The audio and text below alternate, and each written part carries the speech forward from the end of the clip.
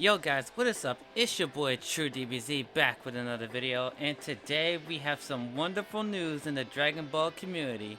So, yesterday we just got a brand new trailer for the newest Dragon Ball game on the market, it being called Dragon Ball Sparking Zero. This game is a 3D arena fighter based off the Tenkaichi / Raging Blast series, and is developed by Spike Chunsoft, I believe. So these are the guys that made Jump Force, and I believe they also made the original Tenkaichi series as well. So they do have some interesting games to look at as for their record, but so far this trailer looks really good. Now, the first trailer they dropped with, Goku just transforming into blue, like the visuals right off the bat were great. But this trailer clearly shows how beautiful this game is going to be. Honestly, it could be the most beautiful Dragon Ball game on the market when it comes out. Now, obviously, it has the advantages of being on the PlayStation 5, of course. But, with games like, Dragon Ball FighterZ, like, that game is stunning even to this day. So the fact that, Spike Chunsoft is able to develop visuals like this for a Dragon Ball game is honestly breathtaking. Like, I love the visual style, and I think they also learned their lesson on Jump Force when it comes to art style, because Jump Force did not have a good art style, which is one of the reasons why it failed so hard. But with this game, man, it looks beautiful. Now, also, in the trailer, we have actual in-the-game gameplay. You can even see it when the trailer starts. It says at the bottom, actual gameplay and cutscenes. So pretty much everything we see in this trailer is actually part of the game, which is just amazing. Like, this isn't just, oh, this is just a specific cutscene in a story mode or something made completely for just trailer. No, all of this is actual gameplay and actual stuff we'll see in the game when it fully releases, which is honestly breathtaking. So, going on to the actual gameplay, so the gameplay is, like I said, based off the Tenkaichi / Raging Blast series, and you can tell by the way the characters vanish while being attacked, and stuff like that. So returning mechanics is beam clashes, beam deflection from Raging Blast 2. Actually, I think it was in 1. I think it was in 1, but in 2, you can actually see the beam like actually deflect off your character. And stage destruction returns as well, and I believe on the official site, it says not only can you destroy the actual battlefield itself, like when you're on Namek, you can destroy it and go to like destroyed planet Namek. You can also like destroy trees, like stuff like that, like in Xenoverse, but like, the fact that we're able to destroy the entire stage again is honestly great. Honestly, I think my favorite one out of all of these is the beam deflection, because that was such a cool mechanic in the Raging Blast series, and the fact that not even games like Xenoverse managed to do this. Like, FighterZ has reflect, but that's not like a deflection, right? Like, it's just, oh my god, I love it when Vegeta deflects the beam there. It looks so good, like chef's kiss. Like, it looks beautiful. Other things in terms of gameplay we don't know yet, but those are the things that I noticed in the trailer. And there are some things on the Dragon Ball Sparking Zero official site that talks about more stuff, like having different destruction, like the trees and stuff like that. And apparently you can actually change the weather somehow. Like, I've seen this in other news, like Dragon Ball news channels, where they talk about like stuff that they've seen in like interviews and stuff. And they said in one of the posts that while you're battling, if you're like charging ki or destroying stuff, like it'll actually change the weather. So you might get Raging Soul back, which is something I didn't expect. It wasn't even on my wish list in my Tenkaichi 4 prediction video. By the way, check that video out. But yeah, I didn't even. If that's true, Raging Soul coming back into the games is just wow, just crazy. Other stuff in gameplay, I'm not 100% sure because, you know, it was a really short trailer. But if it's anything similar to Tenkaichi, we kind of know exactly what we're in for. But just the stuff we see in the trailer alone, it looks like a really fun game. It's probably going to be broken as all hell, but it definitely looks fun. Now going on to characters, so we do have a list of characters that has been confirmed to be in the game, just through the trailer visuals alone. So we have Goku and Vegeta both in base and their blue forms, so we can assume that Super Saiyan 2, God 3 for Goku. Also, maybe UI and Blue Evolution might make their way into the game. Who knows? We also see final form of Frieza, which we might also assume that his other older forms like 1, 2, 3 are in there. Golden is going to be in there as well. We also see Dragon Ball Super Broly both in his Fury mode and in his Super Saiyan mode. So once again, we can also assume that his base form and his legendary Super Saiyan form will also be in the game.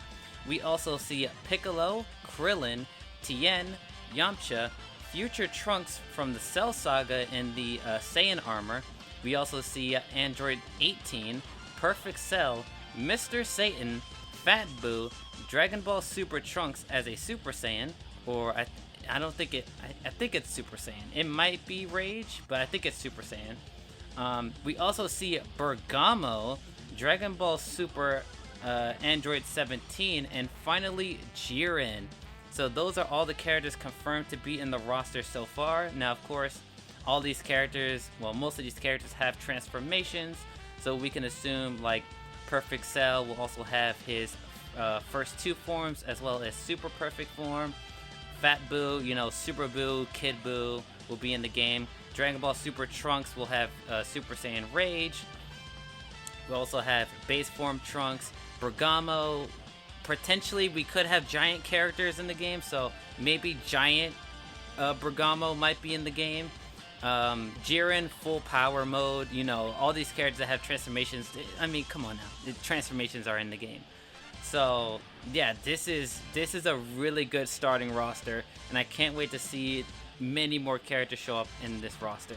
Now, speaking of roster, I've seen on multiple videos and on the official website itself that this game is going to have a roster comparable to Budokai Tenkaichi 3. So if you guys don't know, Budokai Tenkaichi 1 had 90 characters, 2 had 129 characters, and 3 had 161 characters. So this is also including all the different forms of the characters. So, you know, Goku, early, mid, and end, and this also includes their Super Saiyan forms as well. So all those characters count as separate characters in these numbers.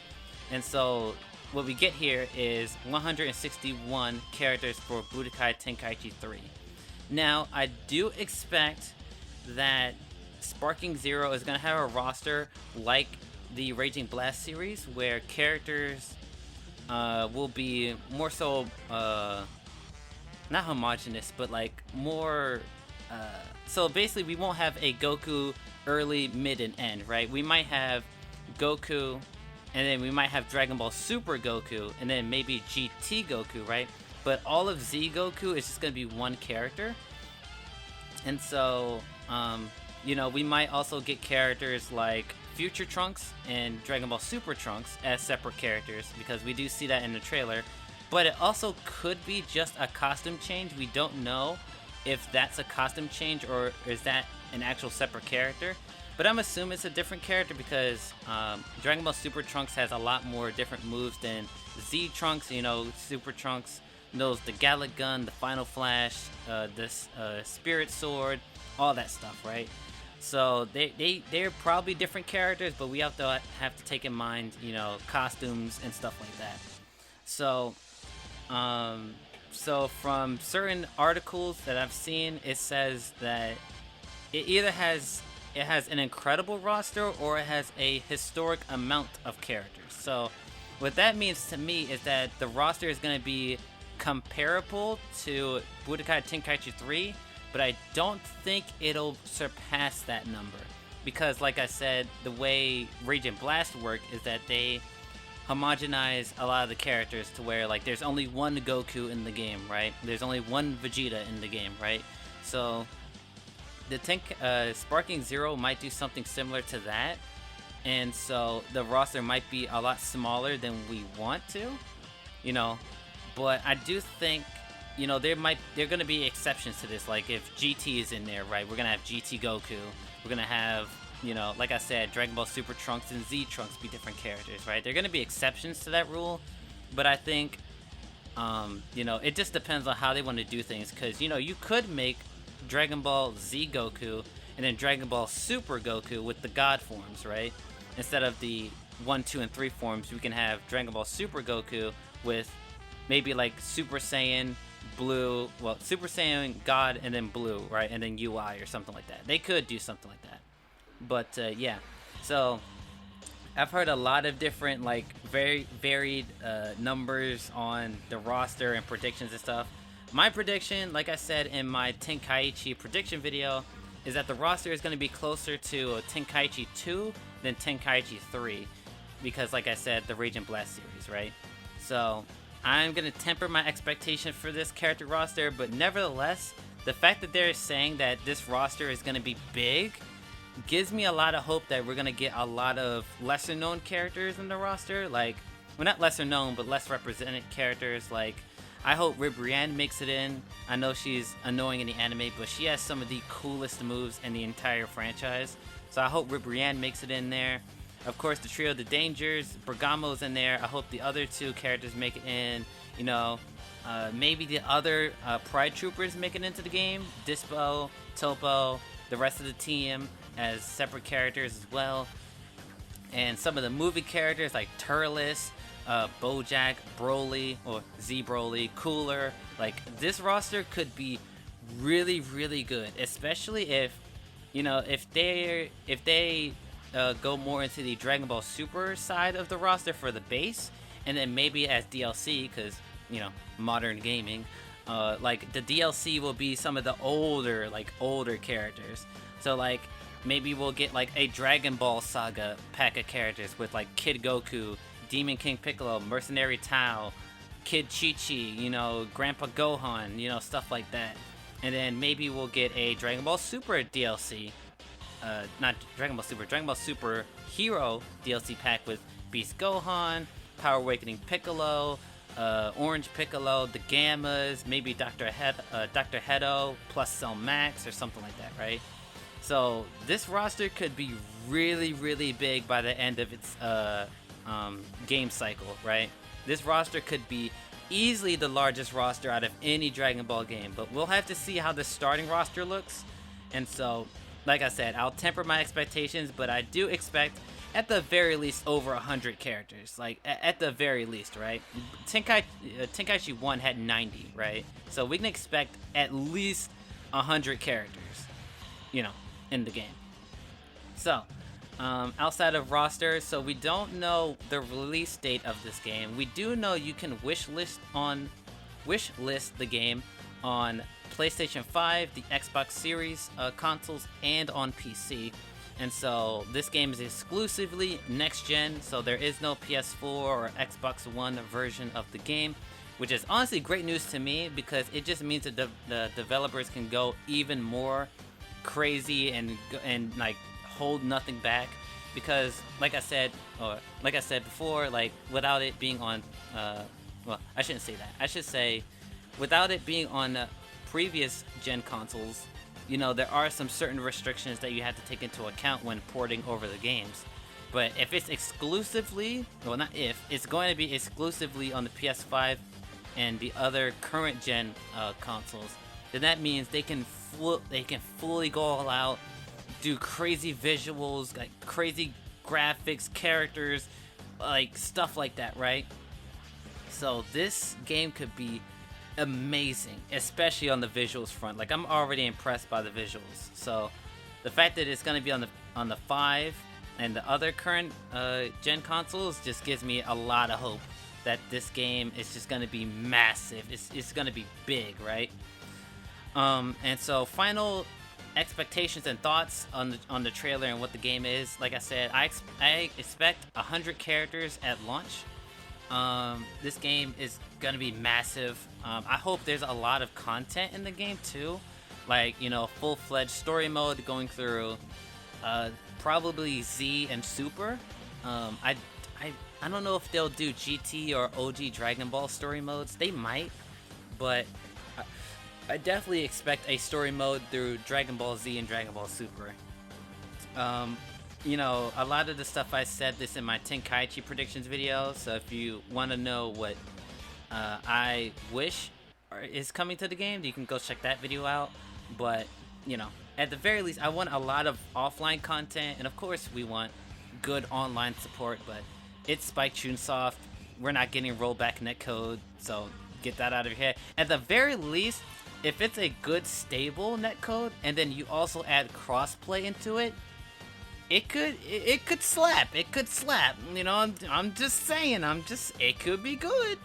But, you know, as long as it's a stable netcode, I mean, I'm not expecting pinpoint, you know, netcode from an arena fighter. Like, they're not there yet. They're not there yet. But if it has crossplay, that could be a game seller. I mean, the game's already gonna sell, but that's gonna be big. If it's crossplay at launch, or even after launch, honestly, if they promise to do crossplay afterwards, like Strive did, it could do numbers. It could do numbers. So I also expect, you know, DLC to be in the game. You know, maybe DLC content like, you know, extra story modes, maybe like online tournaments or something like that. DLC characters, you know, Dragon Ball superhero characters, OG Dragon Ball, GT characters, Tournament of Power characters, stuff like that, right? But yeah, those are my expectations for Sparking Zero. I have very high expectations, but not too high to where they're unreasonable. Because, you know, Spike Chunsoft has done, well, this company overall has done arena fighters before, and so they have plenty of practice in this field. So I hope they take all the stuff they learned from their older titles and implement them into this title, so it could be the best game it could possibly be. So with that being said, guys, if you guys enjoyed this little breakdown and thoughts on the newest Dragon Ball game coming to consoles, if you guys enjoyed it, please be sure to hit the like button and subscribe for more Dragon Ball content coming in the future.